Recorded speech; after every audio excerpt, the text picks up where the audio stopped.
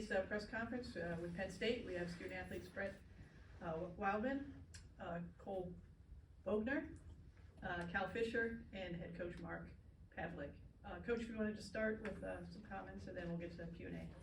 Yeah, I think, boy, when was the last time we had a national championship semifinal that had the 4 top-ranked teams in the country in it? I think it's a tribute to what those teams have done all year long. I think it's going to be just an outstanding day of volleyball, followed by a great off day where you guys can do what you do well, and everybody can look forward to the national championship. This is for all the players. Vinny Lopes here from Off the Block. You met Hawaii 2 months ago. Lots happened though in 2 months. How do you feel that your team has gotten better since you were last in Hawaii? Shoot, I don't know.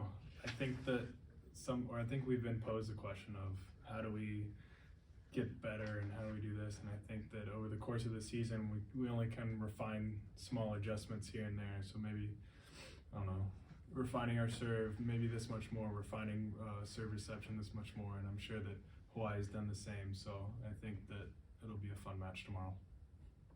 Yeah, I think it's kind of similar to the answer Mark and I gave you yesterday, where it's just we've gotten a lot more experience since then, especially for the younger guys, Mark and Owen, to get some experience in some high-level games. So that's always good going into it. Yeah. And then Pav, from a strategic standpoint, last time you played Hawaii, your serving game was absolutely on. Do you keep doing the same thing until Hawaii stops you? Do you try changing up in terms of who you may serve at? How do you go about approaching that when you play a team a second time? We are who we are. I'm more worried about what we do on our side than that. Probably a lot like what Charlie does. I'm not worried about so much who passes the ball as much as I'm worried about can these guys sustain the level of serving that we've seen all year long. And that's who we are. We serve and pass the ball pretty well. We're not going to change anything. And like we said yesterday, it's going to be one of those matches where whoever streaks hot at the right time can pull a set away and put themselves in a pretty good position to win that set. And then you look at this matchup, a question for both Brett and Cal, you look at this matchup in the setter battle, 2 of the top setters in the game going. Can you just talk about Cole and what he has done to be so successful with the offense this season? I think he's very good at making other teams' blockers confused. Mm-hmm. He's very deceptive and can often catch middles drifting, and you'll see if you watch him play, he'll always be looking at the other side, keeping an eye on the blockers, so he knows how to find holes. That in combination with, I guess, playing with each other for the past 5+ years, we just established a good connection. So this is maybe a little different question, but Brett and Cole, you're both winners of the Uvaldo Acosta EIVA Player of the Year. What has Coach told you about Uvaldo as a player and a coach, because you watched him as a player and a coach, and it's been 25 years since he passed in Hawaii. So what do you know, and what has Coach told you? I think we had this conversation last year when we were at Mason. Yeah, and we looked and at the banner on the wall. we spent some time chit-chatting about it. But he kind of just expressed how great of an athlete he was, and doesn't really compare to what we see in today's game. And just, I can't really remember in depth what the conversation was like, but he just ranted about how great of a player he was and everything about that. So it was very cool to hear about that, because I had but I wasn't very familiar with who he was at the time, but it was pretty cool to understand where it was coming from. yeah, I think just in general, kind of we spoke to his spirit on and off the court, kind of what he did for the game of collegiate men's volleyball. And Coach, you coached against him. He was one of those players that probably could play in any era. He's such a phenomenal athlete, such a phenomenal competitor. He was one of the ones that I think competed with a joy that was palpable. He loved playing the game, and everything that he did, and of course the Mason Penn State rivalry is a good one. He's one of the very best that ever competed in that rivalry. And when you heard he passed, what was your first thought? Just devastated. No team should have to go through that in the manner that the Patriots did that year, and especially to lose someone that was such a great ambassador for men's volleyball. Coach, when we saw you in March in Honolulu, the talk with the outrigger was going to be kind of a Final Four atmosphere with that field. So now that you guys are all back, I mean, how much of that, if you're looking back, prepare you for this weekend? This opportunity? I think, with the outrigger and the structure of it, the day-to-day competition that you face there, that was a great prep for this, as was the First Point Challenge in Texas, where we had Pep at Stanford. I think this team has been through a probably the toughest schedule that any of the teams that I've coached have been through, and they seem to have embraced the competition that's been thrown at them. I think you guys saw that when we were at your place. It was so much fun. It's so much fun playing in front of the Hawaii crowd. There's an excitement and an energy that you're the visitor, don't get me wrong, but you also know you're playing in front of some pretty sophisticated volleyball fans who appreciate the effort that goes into playing high-level volleyball. And when they suspect that that's what they're seeing on the court from both sides, they let both sides know it. Coach, going off that with the crowd, what's your message to Nittany Lions fans to make sure that tomorrow night isn't a road match for you guys? Well, I think Nittany Nation will come out in full force for us. I think we've had enough notification from them, and I think the one thing that we respond well to is, hey, so the other fans are in the building too. All right, this will be fun. And then, Coach, I want to ask you this question in the context of you've had such a successful career, but I know that you kind of take every moment's a learning opportunity.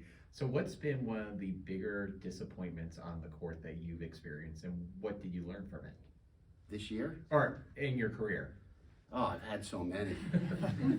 No, seriously. I think, it's easy for people to hit highlights of them.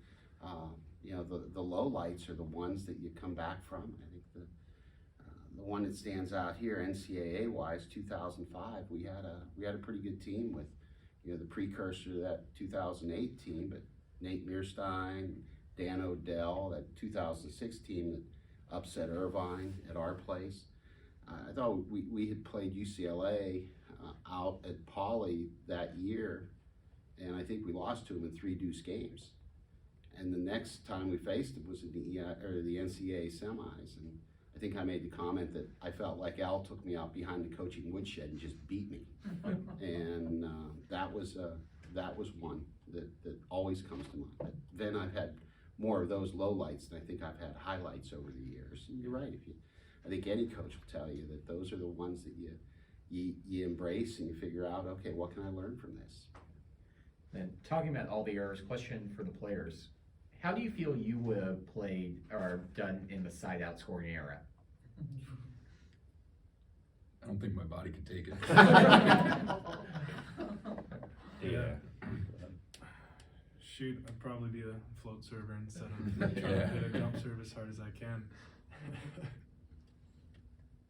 And I don't know who I was talking to with, but we were going through, I forget when it was, but the various stat lines of players in that era, and like somebody had like 80 assists in a game, and it's like, that's insane. Now you average like 50's a lot of assists, so maybe I would have more assists. I don't know. Yeah.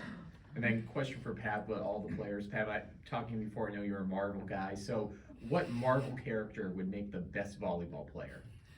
Mr. Fantastic. Yeah. Yeah. That's good.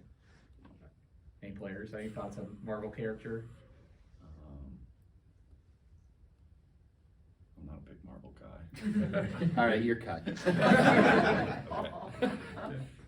Spider-Man's Marvel, right? Very good. Yeah. You're working your way back to the bus ride home. Yeah. We did just watch Avengers. Oh yeah, Yeah. that's true.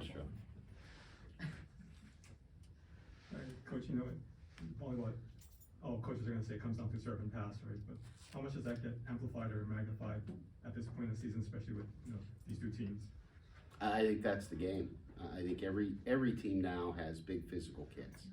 I think there was a time, maybe 15, 20 years ago, if that, where you could walk into a gym and the physicality level of the opponent you were playing was such that you really didn't need to worry about what they were going to do over time.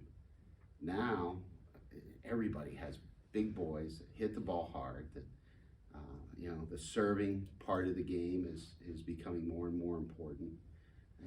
I think it just magnifies it when you're at this stage of the season with this caliber of team. You know, are we gonna make bad passes? Yeah, we are. Are they going to? Yes, I hope. But I think it's how you respond to that. And I think the more you play in those types of games where you realize the physicality level that's occurring, the more you don't get caught up in the result of it. You just hopefully you stay steady with the process that got you there. Coach, if you will, how do you see that first semifinal going tomorrow? Charlie's hoping it goes 7. Yeah, I would agree with Charlie. If we can even make it a 9-game match, that would be great. I think anytime you get Long Beach and UCLA going at each other, it's pretty good volleyball. And I would say the odds of it going longer than shorter are much greater. Which side? Take your pick. You know, I think you got UCLA that has been awfully good down the stretch. They've limited their errors. Long Beach historically has always been a good blocking team, and with the older guys that they have, they can kind of pull together like us. I'm going to say it's probably going to be UCLB that wins. And just to follow up a little bit on that, because with the way the format of this tournament goes, if you have a long match, your game gets delayed a little bit start time. As players, how do you adjust to that with your pregame routines, especially when you have a match that could go a little longer at 8 o'clock start time as opposed to 7:30? I mean, even yesterday we were warming up in the hallways, doing our stretching in the hall. So I think it's just kind of knowing that we have to start during their match to warm up, and then as soon as we can get on the court, it's game time. Yeah, I think credit to, like Pat mentioned earlier, First Point and Hawaii for putting on 2 great events that kind of prepared us for this. We had to play in early games, we had to play in late games, and adjust to it. And like Fish said, whenever we're on the court, we're ready. Sounds great. Thanks, guys. Really appreciate Thank it. you.